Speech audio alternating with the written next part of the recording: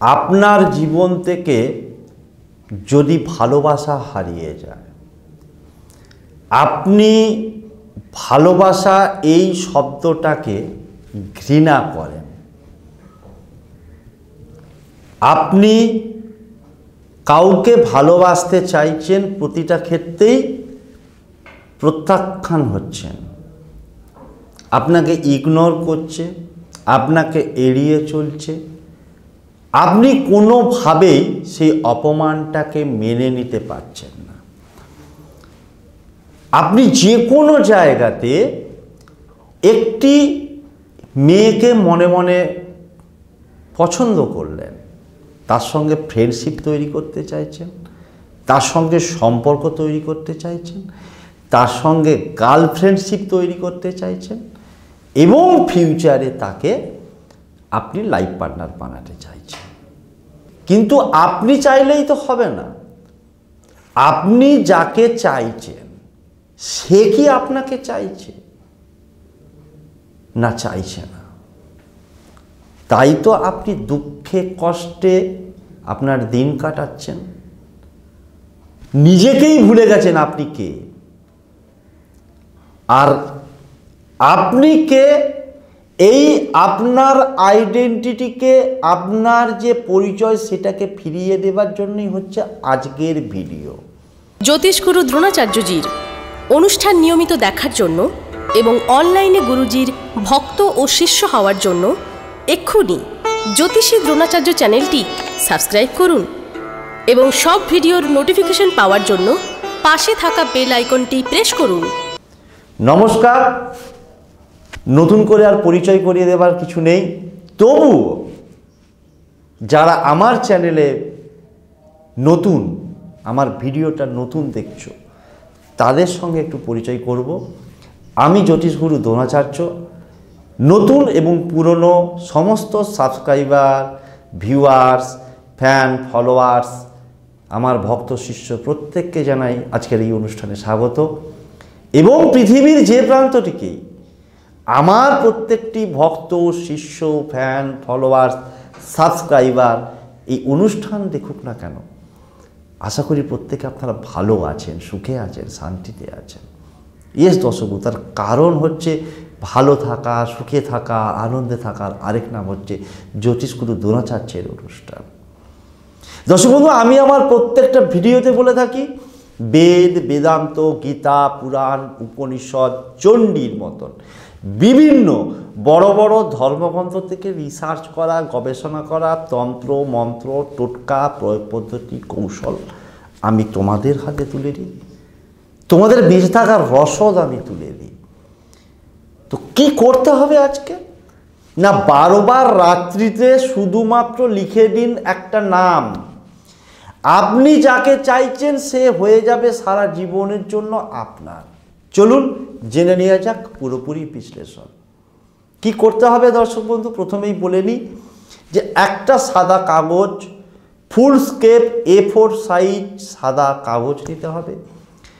আর কি নিতে হবে, লাল কালির একটা মার্কার পেন, জেল পেন, যে কোনো ডট পেন, বল পেন, একটা লাল কালির পেন।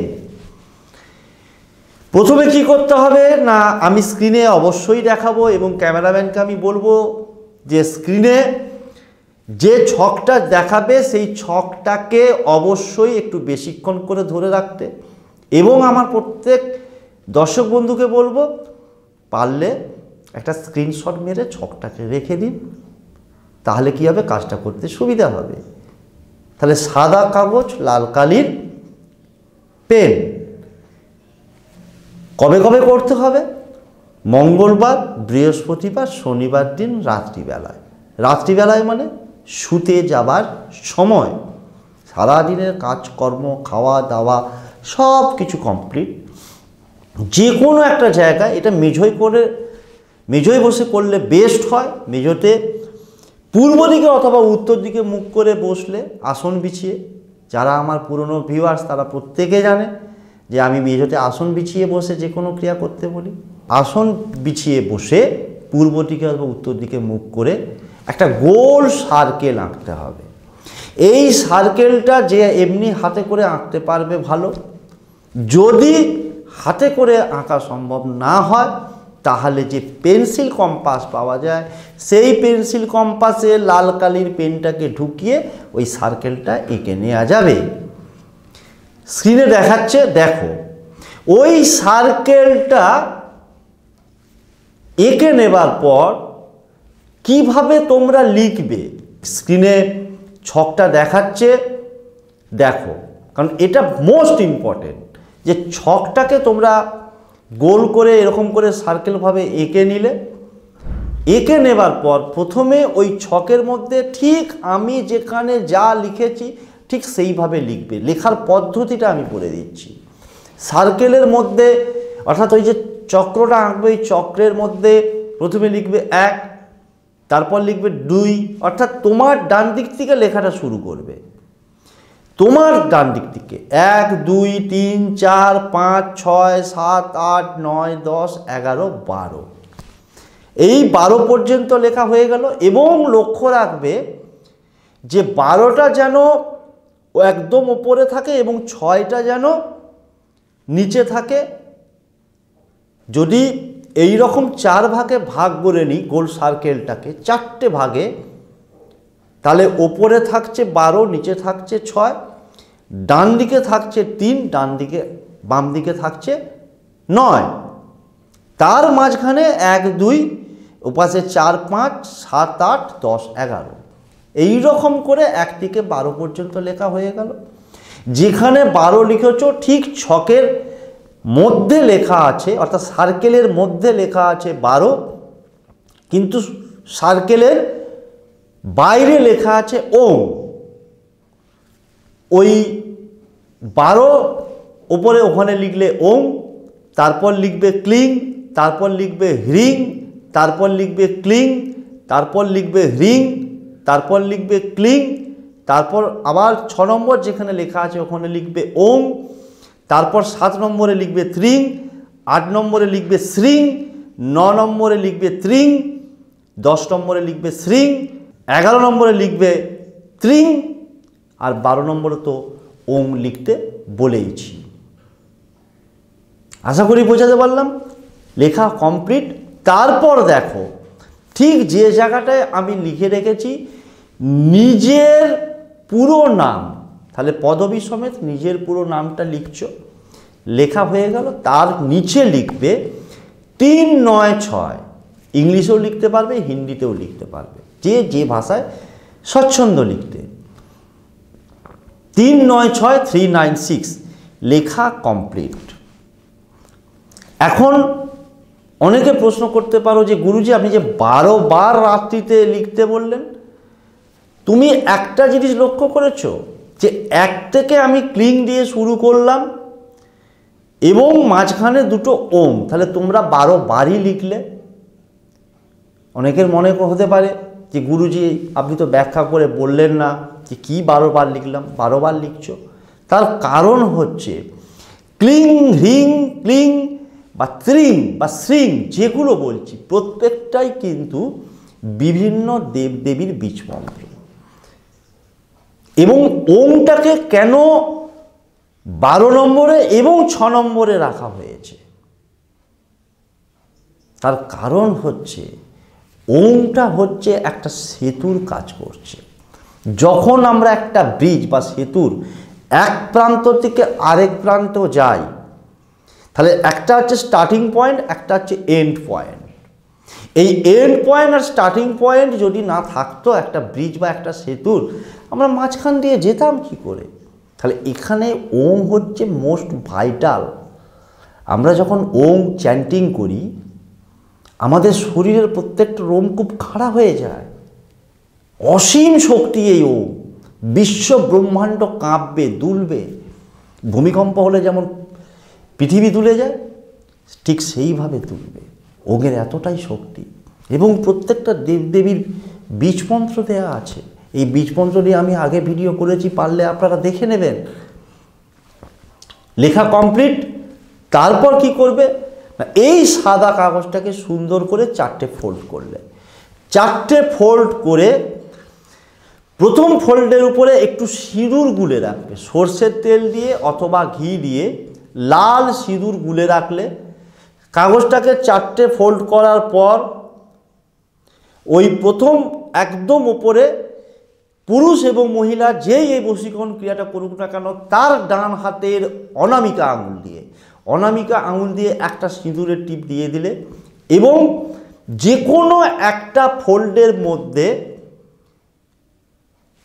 4 থেকে 5টা বা 2টোও হতে পারে বা 6টাও হতে পারে আতপ চাল, সেটা না ধুয়ে, এটা কিন্তু আতপ চালই হতে হবে, সিদ্ধ চাল বা গোবিন্দভোগ চাল কোনো চাল হলে হবে না, আতপ চাল যে কোনো দোকানেই পাওয়া যায়। 4 থেকে 5টা আতপ চাল যে কোনো একটা কাগজের ফোল্ডের মধ্যে রেখে দাও। সিঁদুরের টিপ দিলে, 4 থেকে 5টা আতপ চাল দিলে কাগজের মধ্যে দিয়ে ওই পুরো কাগজটাকে যে দিক দিয়ে খুশি লম্বালম্বিও করতে পারো, আড়াআড়িও করতে পারো এবং নির্দিষ্ট কোনো সংখ্যা নেই। লাল যে কোনো সুতো, লাল রঙের যে কোনো সুতো হোক, উল হোক, দিয়ে কি করবে, এরকম করে বেঁধে ওখানে গিট বেঁধে দেবে কাগজটায়। কটা গিট বাঁধবে তারও নির্দিষ্ট সংখ্যা নেই, 1টা 2টো 3টে 4টে গিট বেঁধে দেবে। আবারও এখানটা একটু রিপিট করছি, ওই কাগজে লম্বালম্বি হোক, আড়াআড়িভাবে হোক, নির্দিষ্ট সংখ্যা নেই, লাল সুতো এই রকম করে ঘুরিয়ে ঘুরিয়ে দিয়ে গিট বেঁধে দেবে এবং গিট বাঁধারও কোনো নির্দিষ্ট সংখ্যা নেই। গিট বেঁধে দেবার পর কি করবে না, গিট বেঁধে দেবার পর তোমার যে বালিশে তুমি ঘুমাও সেই বালিশ বা বিছানার তলায় তুমি ওটাকে রেখে দাও, রেখে দিয়ে সেদিন তুমি ঘুমিয়ে পড়ো। কদিন এই বিছানা বা বালিশের তলায় রাখবে? 11 দিন। যেদিন থেকে ধরছো সেদিন থেকে 11 দিন। এই 11 দিন অতিবাহিত হবার পর 12 দিনের মাথায় সূর্যাস্তের আগে যে কোনো সময়ে ওই কাগজটাকে বের করে নিয়ে গিয়ে অবশ্যই কোনো প্রবাহিত জলে ভাসিয়ে দেবে এবং দেখবে এমনভাবে চালের দানাগুলো কাগজের মধ্যে রাখবে যেন একটা কাগজের মধ্যে থেকেও একটা চালের দানা পড়ে না যায়। এবং ওই যে বাইরে তুমি সিঁদুরটা লাগাচ্ছ, যদি তোমার বালিশে সিঁদুরটা লেগে যায় বা বিছানায় সিঁদুরটা একটু লেগে যায়, কোনো অসুবিধে কিছু নেই, বাট একটা চালের দানাও যেন না পড়ে সেইভাবে চালটা সুন্দর করে কাগজের ভাঁজের মধ্যে ঢুকিয়ে সুন্দর করে সুতো দিয়ে বাঁধবে, লাল রঙের যে কোনো সুতো দিয়ে। 12 দিনের মাথায় প্রবাহিত জলে ভাসিয়ে দাও। ভাসানোর সময় তুমি সমুদ্রের যে দেবতা এবং মা গঙ্গার কাছে তুমি প্রার্থনা জানাও যে হে মা গঙ্গা, তোমার প্রবাহিত জলে যেমন ভালো জিনিসও তোমার জল দিয়ে বয়ে যায়, খারাপ জিনিসও যেমন বয়ে যায়, ঠিক তেমনি আমার জীবনের যত খারাপ জিনিস আছে তোমার জলে যেন ভেসে গিয়ে আমার সুখ, শান্তি, ভালোবাসা সব কিছুকে ফিরিয়ে দাও। এই কামনা জানিয়ে ওটা প্রবাহিত জলে কাগজটাকে ভাসিয়ে দিয়ে চলে আসো। মঙ্গলবার, বৃহস্পতিবার, শনিবার, এই 3 দিনের মধ্যে যে কোনো একদিন এই ক্রিয়াটা করতে হবে। তার কারণ হচ্ছে, কেন তুমি ভালোবাসা থেকে বঞ্চিত, কেন কারোর মন পাচ্ছ না, কেন কারোর হৃদয়ে তুমি ঢুকতে পারছো না, কোনো না কোনো গ্রহ তো ডিস্টার্ব, অশুভ। তাই আজকের টোটকা হচ্ছে মঙ্গলবার অথবা বৃহস্পতিবার অথবা শনিবার, যে কোনো একদিন তোমাকে করতে হবে। আশা করি বোঝাতে পারলাম। এরপরেও যদি কোনো বুঝতে অসুবিধে হয় আমাকে প্রশ্ন করবে। ফেসবুক এবং ইনস্টাতে জ্যোতিষগুরু দ্রোণাচার্য জ্যোতিষগুরু দ্রোণাচার্য এই নামে সার্চ করে ফলো করে মেসেজ করে রেখো। অবশ্যই আস্তে আস্তে প্রত্যেককে উত্তর দেওয়ার চেষ্টা করব। অনুষ্ঠান দীর্ঘায়িত করছি না, দেখা হবে পরবর্তী কোনো এপিসোডে নতুন কোনো টপিক নিয়ে। ততক্ষণের জন্য মা তারা, বাবার গুরু বামদেবের কাছে একটাই করজোড়ে প্রার্থনা, পৃথিবীর যে প্রান্ত থেকে আমার প্রত্যেকটি ভক্ত, শিষ্য, ফ্যান, ফলোয়ার, সাবস্ক্রাইবার এই অনুষ্ঠান দেখুক না কেন,